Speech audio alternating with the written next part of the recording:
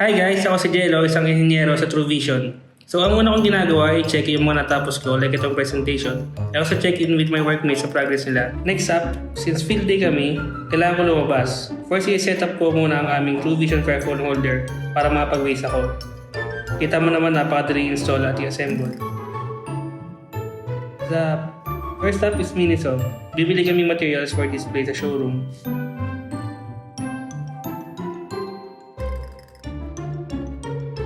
Ganda nitong lamp po.